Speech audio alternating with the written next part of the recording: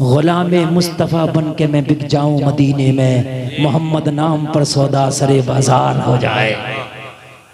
हाय हाय, मैंने उसके नाम अपने आप को कर दिया। अब बता तुझे देख के क्या करूं, मेरे नबी के हुस्न का हाल तो ये है जिसके बारे में बरेली के रज़ा फरमाते हैं, सबसे आला व आला हमारा नबी, सबसे बाला व बाला हमारा नबी, सब चमक वाले उजलों में चमका किए, अंदशीशों में चमका हमारा नबी, सारे अच्छों में अच्छा समझिए जिसे है उस अच्छे से अच्छा हमारा नबी, सारे ऊंचों में ऊंचा समझिए जिसे है उस ऊंचे से ऊंचा हमारा नबी, जिसके तलबों का धोबन है आबे हयात है वो जाने मसीहा हमारा नबी, गमज़दों को रज़ा मुज़्दा दीजे के है बेकसों का सहारा हमारा। मैं तेरे हुस्न को क्या देखूं, मैं उस मदीने वाले को दिल दे चुका हूं कि जिसका चेहरे को चांद देखे तो शर्मा जाए। हाय तो कहने लगी फिर आने वाले तेरे आने का मकसद क्या है, आने वाले बता तेरे आने का मकसद क्या है। बायज़ीद बुस्तामी ने फरमाया सुन, फीस हमने अदा कर दी पूरी रात की, तू कौन होती है कि मुझे बताए मुझे क्या करना और कहाँ देखना है, मुझसे पूछ के तूने क्या करना है। अरे फीस मैंने दी है ना, तो तू थोड़ी बताएगी मुझे क्या करना है, मैं बताऊंगा तुझे क्या करना है। कहने लगी कॉन्ट्रैक्ट तो यही होता है, अगर मेरी कीमत कोई दे दे तो फिर मैं उसको अपना मालिक बना देती हूँ। कहने लगे सुन, अगर वाकई में तू कॉन्ट्रैक्ट के मुताबिक चलना चाहती है तो मुझसे पूछ क्या करना। तो कहने लगी आप बताएं क्या करना। आपने फरमाया तुझे गुस्ल करना है, अपने आप को पाक कर लेना है। गुस्ल करके पाक हो गई। कहने लगी अब क्या करना है। बायज़ीद बुस्तामी ने फरमाया अब चादर ऐसे ओढ़ ले कि तेरे बालों की सियाही भी नजर ना आ सके। अगर बुराइयों को रोकना चाहो लोगों तो जमाने से बुराई खत्म हो जाएगी। लोगों चादर ओढ़ ली। कहने लगी अब क्या करना है। बायज़ीद बुस्तामी ने मुसल्ला बिछा दिया। कहने लगे बेटी इस पर खड़े होकर 2 रकात नमाज नफल पढ़ ले। ये नमाज पढ़ने के लिए खड़ी हुई, जैसे ही हाथ बांध के ये खड़ी हुई बायज़ीद बुस्तामी सजदे में गिर गए। बोले मौला यहाँ तक लाना मेरा काम था, हिदायत देना तेरा काम है। सुभान अल्लाह या रसूल अल्लाह, जिंदाबाद जिंदाबाद अल्लाह या रसूल अल्लाह। अल्लाह सलामत रखे मोहतरम। आप में से कोई इतनी हिम्मत और जुर्रत ना जुटा सका कि एक नारा भी लगा, इतनी हिम्मत तुम ना जुटा सके कि एक नारा लगा। मैंने देखा कई जगह ऐसा कि नाच हो रहा है, स्पेशल नाचने वाले आए, वो तो पैसे लेके नाचने आए थे, गांव का लड़का वैसे उनके साथ नाचने लगा। भी शर्म नहीं आ रही है, अब नहीं आ रही है शर्म, तुम एक नारा ना लगा सकते। हाय हाय लोगों, बुराई पहले अपने घर से अभियान चलाओ, जैसे सफाई का अभियान चलाते हैं ऐसी बुराई की हमें सफाई करना है, पहले अपने घर में इस्लाह करना है। इंशाअल्लाह तुम्हारे घरों से जब इस्लाह होगी तो मैं दावा करता हूँ किसी के घर में सुल्तान सलाहुद्दीन अय्यूबी जन्म लेगा, किसी के घर में तारिक बिन जियाद जन्म लेगा, किसी के घर में मूसा बिन नसीर जन्म लेगा। लोग दुआएं करते हैं अल्लाह फिलिस्तीन को फिर सुल्तान सलाहुद्दीन अय्यूबी की जरूरत है, अल्लाह फिर सुल्तान सलाहुद्दीन अय्यूबी दे दे। लोगों बताओ कहाँ दुआ नहीं हो रही है, कहाँ दुआ नहीं हो रही है। अल्लाह मोहम्मद बिन कासिम दे दे। लोगों कहाँ दुआ नहीं हो रही है। मगर बताओ सुल्तान सलाहुद्दीन अय्यूबी पैदा क्यों नहीं होता, मोहम्मद बिन कासिम पैदा क्यों नहीं होता। तो जलसे में आने वालों कान खोल करके सुनो, जो बेटियां बाजारों में बाल खोल के घूमे, जो बेटियां बेपर्दा घूमे, उनकी कोख से सुल्तान सलाहुद्दीन अय्यूबी जन्म नहीं लेते, मोहम्मद बिन कासिम जन्म नहीं लेते। कान खोल करके सुन लो, अगर चाहते हो कि तुम्हारे घरों में मोहम्मद बिन कासिम जन्म ले तो बेटियों को कनीज़े फातिमा बना के हजरत फातिमा का किरदार दे दो। इनकी कोख से पैदा होने वाला किसी दिन तारिक बिन जियाद बनकर जन्म लेगा। वाह वाह जिंदाबाद जिंदाबाद। हर जमीन में अखरोट पैदा नहीं होता, हर जमीन में किशमिश पैदा नहीं होता, हर जमीन में पिस्ता पैदा नहीं होता। बोलो तुम्हारे गांव में पिस्ता पैदा होता है? नहीं होता ना। हर जमीन में जब पिस्ता नहीं हो सकता तो हर कोक में मोहम्मद बिन कासिम कैसे आएगा जी है? मैं तो कहता हूँ या अल्लाह एक हुसैन क्यों नहीं दे देता, सारी यजीदियत का झगड़ा ही तमाम हो जाए। जवाब मिला गुलफाम, अगर मैं चाहूं तो 1000 हुसैन दे दूं, मैं कादिर मुतलक हूं। जी। अल्लाह चाहे तो 1000 हुसैन दे दे। फिर मौला देता क्यों नहीं? जवाब मिला हुसैन देने के लिए पहले फातिमा की कोख का होना जरूरी है, कोई दूसरी फातिमा ना हो सकी, इसलिए दूसरा हुसैन ना आ सका। वाह वाह वाह। हर कोख में हुसैन नहीं आते जी। जब कोख फातिमा की हो तो बेटा हुसैन आता है, जब बीबी माहे नूर हो तो बेटा मुइनुद्दीन होता है, जब बाप अबू साले हो तो बेटा अब्दुल कादिर होता है। जी। जब माँ यूट्यूब पे गाने देख रही है, फैशन वालियों को देख रही है, सीरियल देख रही है, तो बच्चा भी कार्टून देखता कम से कम, देखता नहीं देखता है? बचपन में कार्टून देखता है और जवानी में कार्टून बन जाता है। वो चुस्त पैंट पहनेगा, 2-4 टैटू बनवाएगा, कई तरह के बाल लगाएगा, कई तरह के बालों के कलर करके ऐसे फिरता है जैसे कि जून को ऐंठ लिया हो। मेरे भाइयों, बायजीद बुस्तामी ने कहा सुन, नमाज पढ़।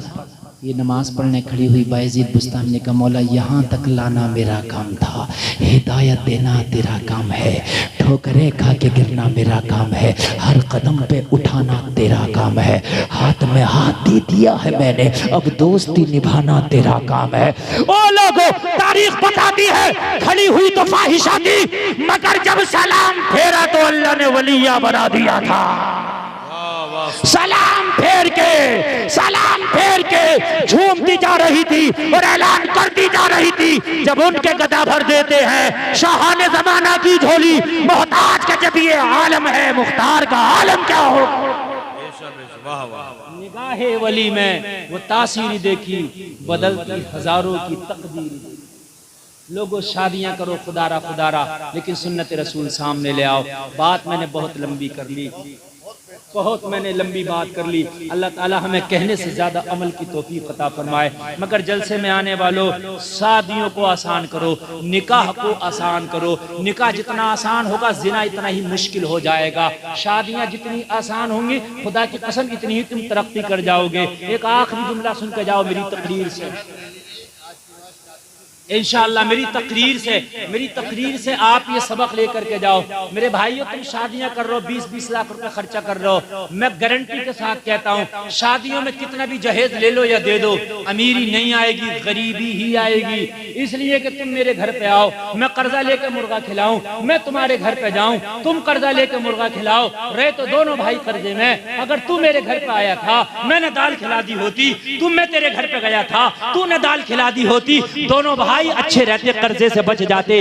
आज मेरी बेटी की शादी है, मैंने कर्जा लेके जहेज दे दिया, कल तेरी बेटी की शादी है, तूने कर्जा लेके जहेज दे दिया, रहे तो दोनों भाई कर्जे में। बोलो रहे कि नहीं रहे दोनों भाई कर्जे में? अगर शादियों को आसान कर दो, आज तू जहेज का लालच न कर, कल वो ना करे, खुदा की कसम शादियां आसान हो जाएंगी। हमारे रामपुर में एक बिरादरी है शमशी, उनका अकीदा तो ठीक नहीं, मैं उनके अकीदे से इत्तफाक नहीं रखता, मगर हाँ उनका अमल ऐसा है, वो इस वक्त रामपुर की सबसे अमीर अगर कोई बिरादरी है तो शमशी बिरादरी है हमारे रामपुर की। पूरे रामपुर के सबसे बड़े बिजनेस पे जो विराजमान है वही लोग हैं। रामपुर की मेन मार्केट में मेन जो बिजनेस की दुकानें और शॉपें हैं और बड़े कारखाने हैं वो उसी बिरादरी के हैं, अरबपति हैं, करोड़पति हैं। लेकिन शादियां उनकी होती हैं, 15 लोग जाते हैं, मस्जिद में बैठ के सादा निकाह हो गया, बेटी की विदाई।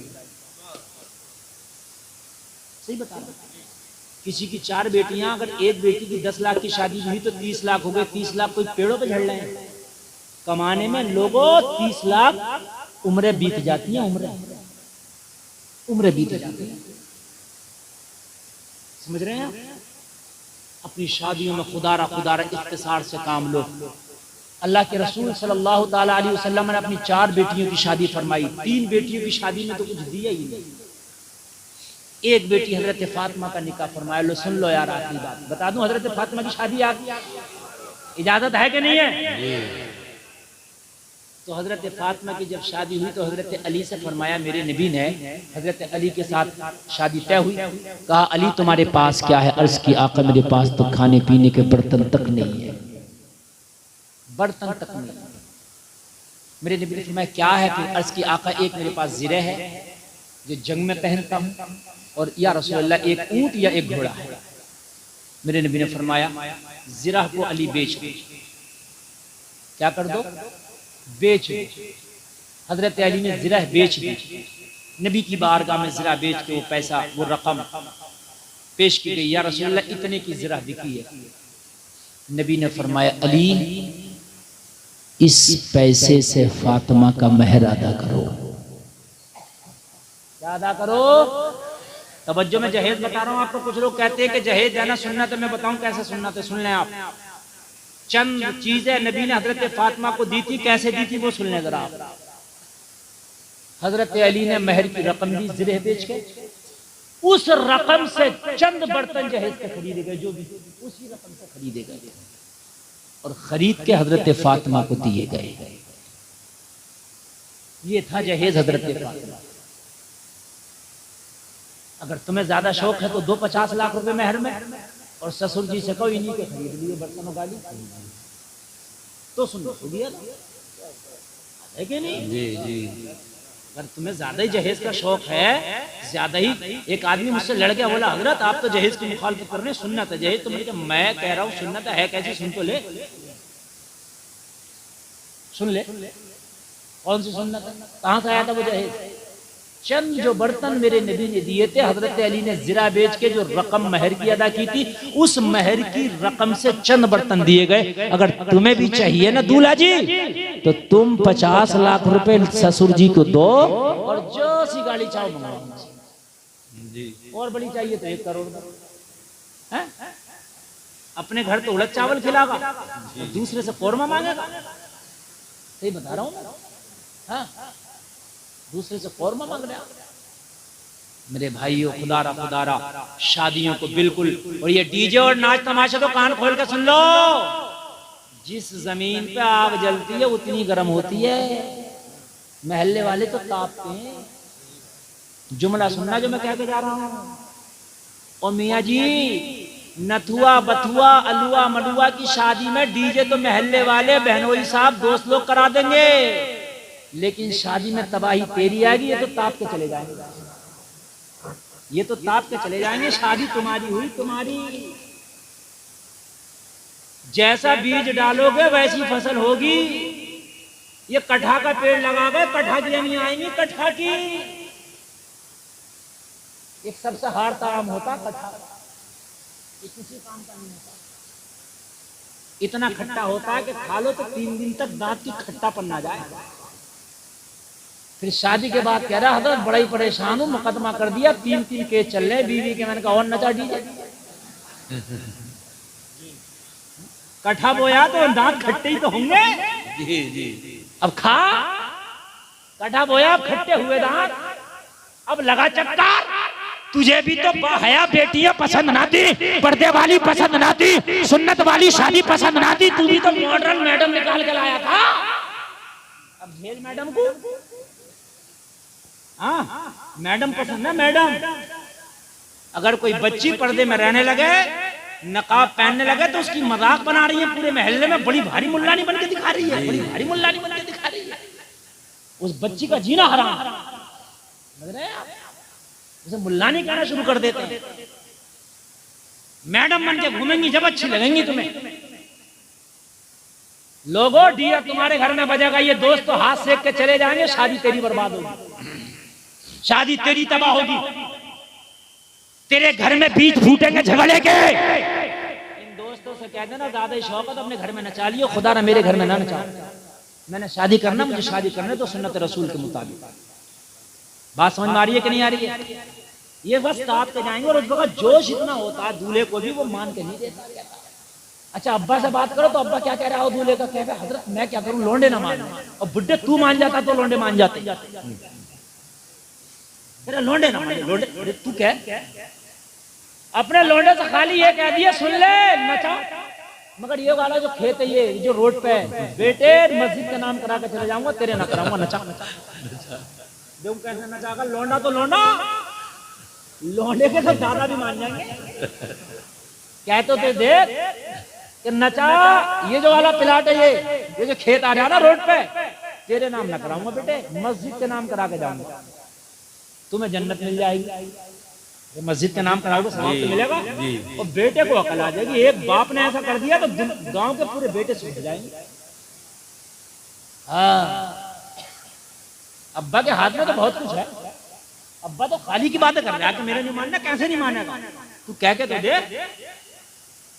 समझ रहे हैं मेरे भाइयों, खुदारा शादियों को सुन्नत रसूल के आईने में लाकर करो, सुन्नत रसूल के सांचे में करो।